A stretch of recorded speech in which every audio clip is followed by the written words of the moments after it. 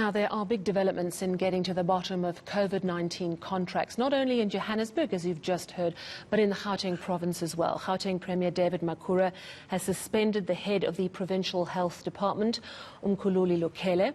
The special investigating unit apparently recommended this suspension after it found COVID-19 contracts were awarded irregularly.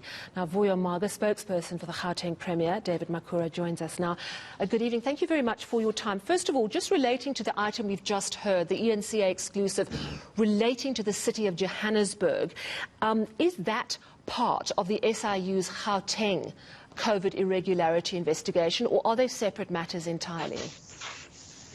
No, it was a separate matter. You'll understand that local government is a different sphere, although we play an oversight. And I must actually quite emphasize, the MEC issued a statement to say all municipalities must obviously come forth in terms of their spending on the PPE. So we're obviously worried of what has happened in Johannesburg, but we want to then expand the scope in other areas. So naturally, yes, indeed, we are worried, although it is an autonomous sphere from the provincial government. We still have an interest in it. Yes, absolutely. Let's move now to the Premier's move today to suspend the head of provincial health, Mkhu-luli Lukhele. Is this purely an issue of accountability, not doing your oversight duty? Is that all it is at the moment, or is there the possibility of criminal charges too? Well, you'll remember when the Premier did speak about on this matter, he did promise the residents of Gauteng that he will keep them abreast. So as and when that developments will be able to come back to the residents of Gauteng to say, this is where we are with the investigation of the SIU. So tomorrow the Premier will expand, on terms of the work that, we will have actually done in terms of the suspensions, how many people got suspended, and what is then therefore the nature. And as and when we get developments, we'll brief the residents of Gauteng. I know that the Premier is keeping very close to what the SIU is doing in its investigation. We know that part of that investigation, of course, is probing the suspended health MEC Bandile Masuka. Are we likely to get finality on his position tomorrow, or is it not clear at this stage?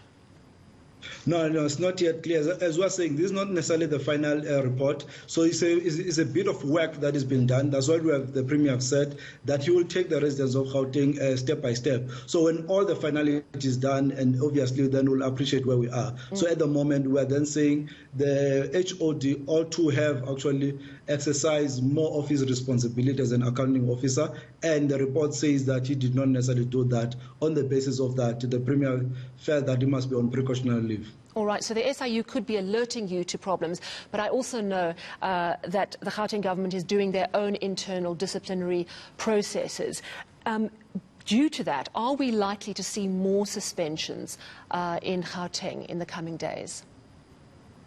Well, as we're saying that the more work the SIU provides, we're able to execute that, and will be much more clear when we actually provide our weekly briefing to say how many more people beyond the HOD that will be likely to be suspended. So we will inform the residents of Gauteng in every step of the way on the work that we're doing, because we must not only act, but we must also be seen acting, and that's what we want to do, to bring the confidence of the people of Gauteng that we are actually responding to this current challenge.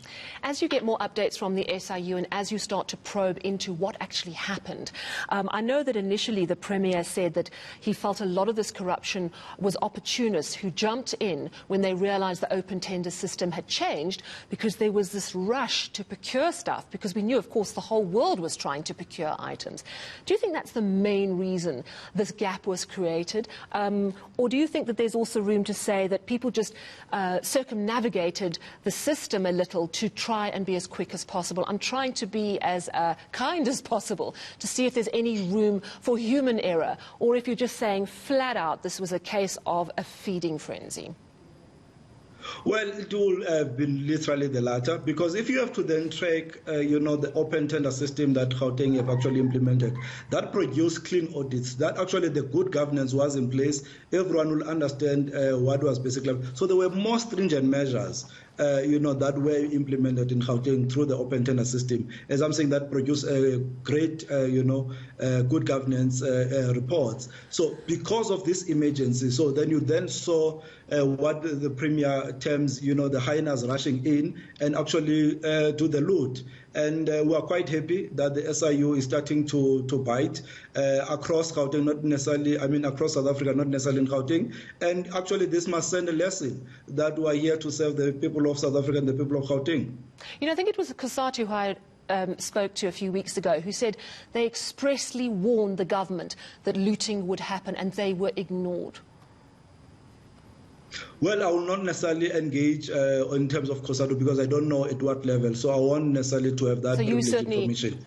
To what greater extent have they engaged, on that. But actually what we are happy now is that those who might actually be seen, they've got some questions to answer, and actually the institutions of the law are actually operating optimally, and we are quite happy about that. Well, thank you very much for your time. We do appreciate it. Vuyo Mhaga, spokesperson for the Gauteng Premier David Makhura.